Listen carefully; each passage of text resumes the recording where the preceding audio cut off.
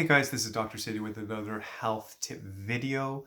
My name is Dr. Sadie Basid, and these videos are designed for my patients. And even if you're not my patient, it is honestly just health information for the general public. What are things we can do to enhance things we're doing? And again, I am always coming from a place of inspiration to make a suggestion. If you have everything going well, that's awesome. Wishing you all the best. If you're looking at changing things, implementing new ideas, there's areas you know you need to develop or work on further. That is my goal, to inspire. I'm researching, I'm always learning. I want to share it with you so you can have a better life. If you enjoy these videos, I'd appreciate a like, a subscribe. You can share it as you enjoy and learn. That would be awesome. So let's jump right into it. The video this week that I'm making is on the power of sleep, part one. So this is going to be why we need sleep. And then the second video I'll make next week is going to be about how we can get a better sleep. So obviously I'm a chiropractor, been practicing now for 20 years. It's hard to believe as I say that. Um, and definitely, you know, as a chiropractor, you see people with low energy, pain in the body, the shoulders, obviously the low back, headaches, migraines, things like that.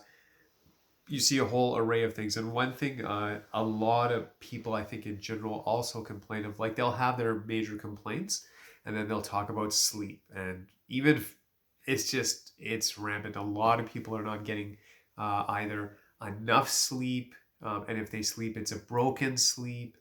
They're not getting up refreshed, like feeling really good. I like to say something like a delicious sleep. When you sleep good and it feels delicious, if I can say that, that's what we should be striving for. And it's not that every night's going to feel like that, but I think that's a worthy goal to try our best. And again, you got to see where you're at. So you might be watching this, man, I sleep great. That's all good. You might be listening to this. I say, man, I sleep 2-3 hours. That's about it. I want to sleep more. So it's all about wherever you're at, just enhancing, not comparing you to anyone else, but just, what are the indicators of getting enough sleep? Let's start with that, actually. How do you know you're getting enough sleep? I think the gold standard, I've been researching and obviously preparing, and over the holidays, to tell you the truth, I was really studying sleep because I'll tell you my story as well. But a lot of the research, everything I've read, anywhere from 6 hours as a minimum. I've read 7 hours. Some people are saying 8, but it seems like an average anywhere from, like, I'm going to say 6 to 9. A lot of publications and research is like 7 to 9 hours. Um, I think there's a lot behind that equation. I think it's good to say that sometimes you can be a new parent. You're just not getting enough sleep. You have night shift. Maybe you're on call. There's a lot of variables behind that. But I guess in an ideal world, what I would feel comfortable after looking at the research and I look at my own body, I think most of us need 7 to 9 hours. I've met people, I've talked to people, I've seen people say, hey, I'm good on 4 or 5 hours. And I mean, if you feel that, I mean, that's on you. But I think as a general rule for most of us, I think the research and from what I've seen, 7 to 9 hours would be a good zone or a goal to shoot for.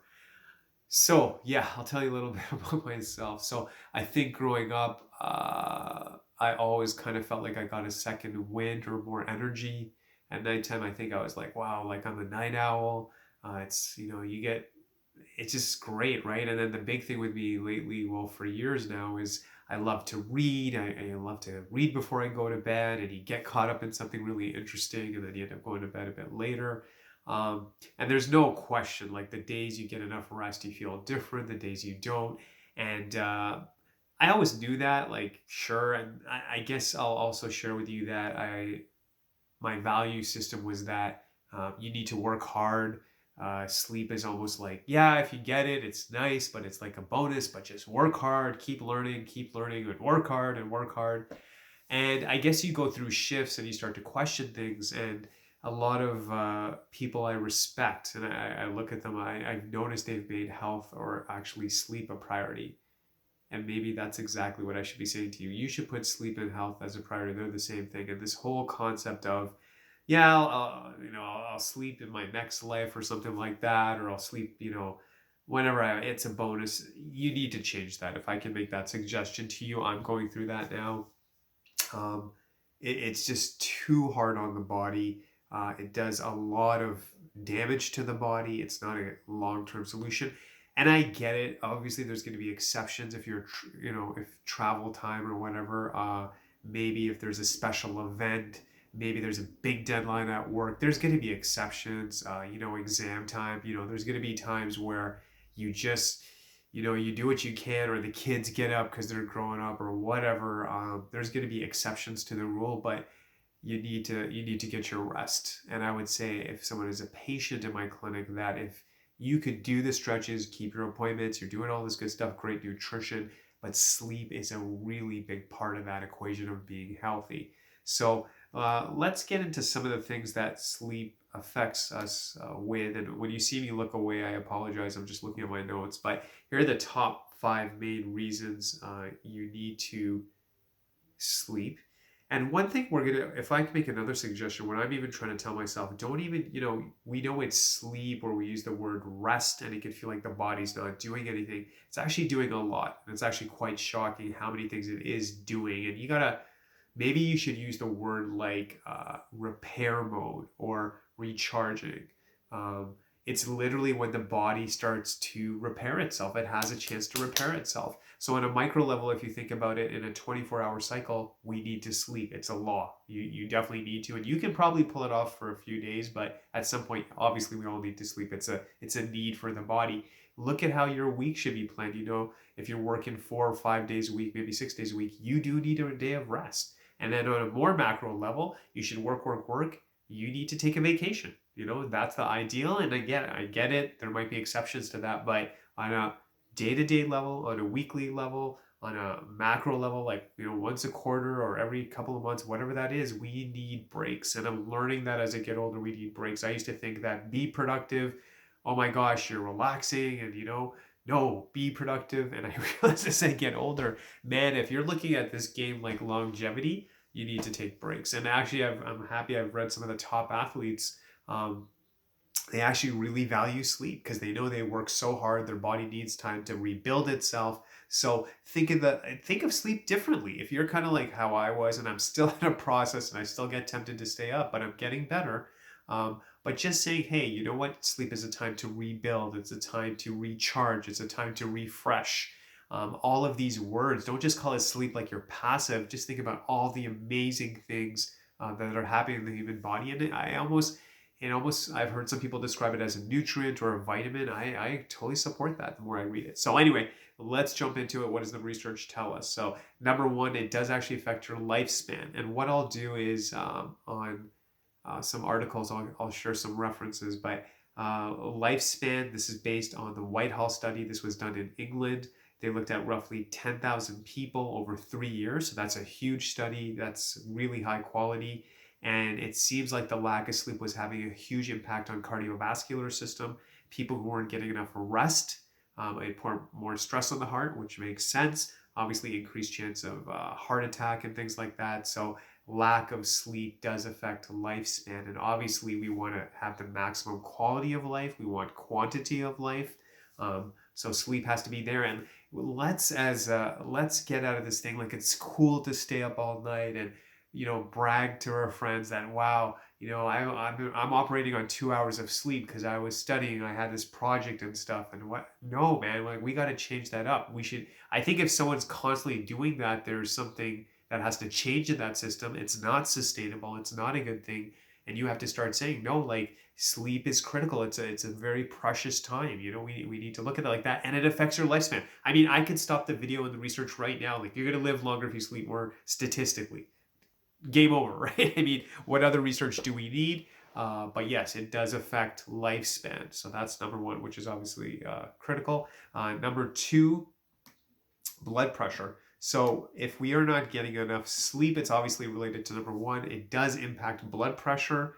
We kind of know that these things happen, but when you hear specific things, at least for me, I find it just kind of shifts you.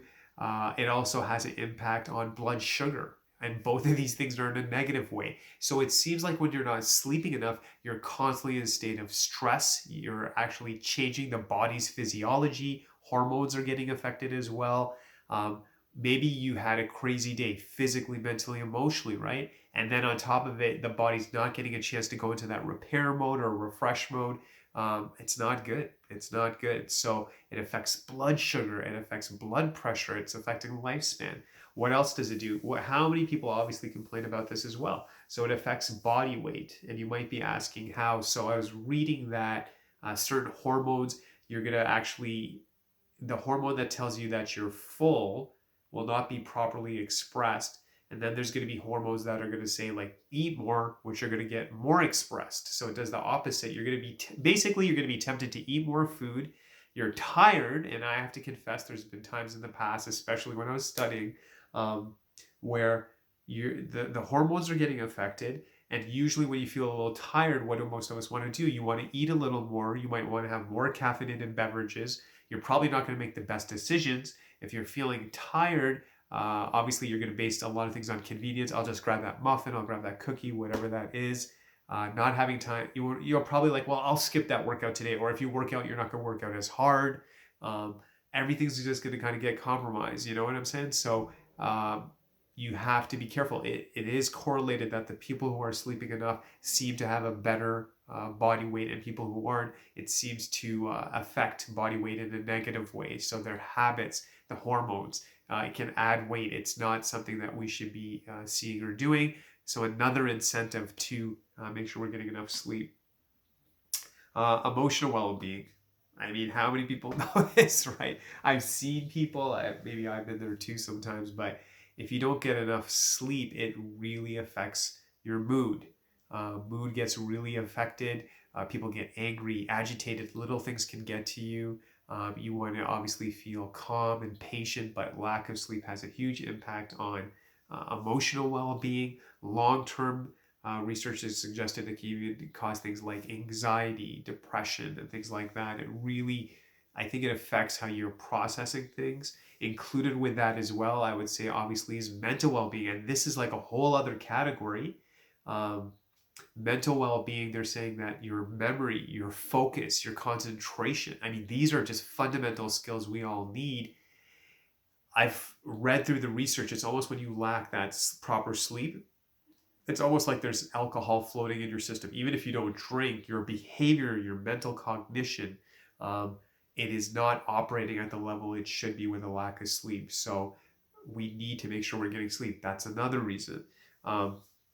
And then I found this amazing, and I kind of know this stuff, but when you read it and a certain doctor presents it in a certain way, you see the research, it makes so much sense. So the other thing is physical health. So if you are not getting enough rest, the body goes into a more inflammatory state. And if you already have pain, it's going to be worse. You're going to have more muscle aches. You'll have more pain in the body. If you're fairly healthy, but you do this chronically, you'll develop pain. If you like to play sports, if you have a physical job, the body, when it sleeps, when it rests, or when it rejuvenates, it repairs itself. If it's not getting that time to do it, you'll get the chronic pain, the chronic inflammation, and it will lead to physical problems in the body. Now, one thing I also want to refer to, and again, I'm going to give you some research. WebMD, just type in, why do we need sleep? Tons of articles, really resourceful. On top of that as well, Healthline, that's a referral source. They have great resources as well. Healthline, type in, why do we need sleep? There's actually a book called Why Do We Need Sleep? And that is by Matthew Walker. So he's a professor of neuroscience and psychology at University of California, Berkeley. So he's written a book called Why Do We Need Sleep? I would definitely check it out. Check him out on YouTube. Check him out maybe on like social media. But he's talking about how sleep is fundamental for so many health aspects. There's nothing that really escapes from the benefit of sleep. So if you're like me, I realize I need to honor it. I'm not going to, I'm going to just be better with it. I want you to do the same for the new year. And if you're already a good sleeper, we can learn from you. Thank you so much. But if you're someone listening to this, like I think a lot of the population, especially now with TV, social media, internet, there's always something, you can jump onto so much interesting stuff. But just tell yourself, sleep is a priority. I can do everything. I can be getting adjusted. I can be eating right. I can be exercising. I can be doing my prayer, meditation. If I'm not getting enough sleep, you're missing a huge component. You need to add that to your system. Maybe you're listening to this and you're good about it, but maybe you have a spouse, a child, someone you care about, your friend, and you care about them. Have that conversation. Just, man, I'm just worried about you. You need to sleep. I see you sometimes. You don't look right. You seem like you always need caffeine, and just like, I'm just concerned about you. Just have that concern, because sleep is fundamental. It'll help you. It's only a positive if it helps the body. It's going to repair all the systems. We need it. Please make that a goal also in 2021 to rest. And I'm going to say a last quick thing, two quick things. Number one, I used to believe, hey, it's crazy during the week and I'll catch up on the weekend. The research is saying that's not enough to catch up, and you've lost those days. So that really surprised me. Um, Another thing, the sweetest, if I could call it this, my dad would always tell me this, and he was so right, Dad, and I should have listened. Um, the sleep between, the research I was reading, between 10 p.m. and 2 a.m., that 4 hour window, is when the body really goes into a heavy, heavy repair cycle. So if you're going to bed at like 2 a.m. and you get up at 10 and you're going to say, hey, man, I got my 8 hours of sleep. It was, and I get it. I mean, I still do that once in a while, but I'm trying to do that less and less. Just be aware